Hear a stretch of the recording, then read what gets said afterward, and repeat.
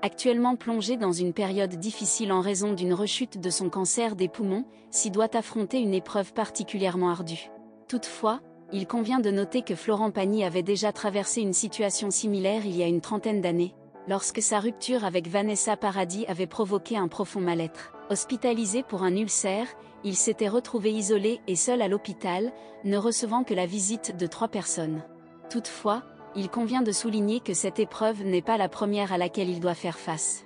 En effet, il y a de cela 30 ans, il avait été plongé dans un profond désarroi suite à sa rupture avec Vanessa Paradis et avait été contraint de séjourner à l'hôpital en raison d'un ulcère, livré à lui-même avec seulement 3 visites à son chevet.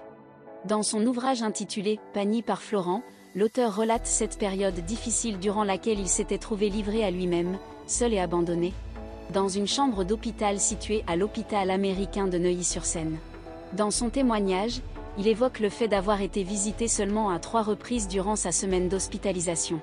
Les 2 premiers visiteurs à avoir franchi le seuil de sa chambre étaient ses fidèles amis Carmen Bouchet et Gilles Merlet, qui avaient réussi à dissiper quelque peu l'obscurité qui régnait dans son lieu de convalescence. Par la suite, il a été agréablement surpris de voir Jean Carmet, qu'il n'avait pas eu l'occasion de revoir depuis 4 années, faire irruption dans sa chambre d'hôpital.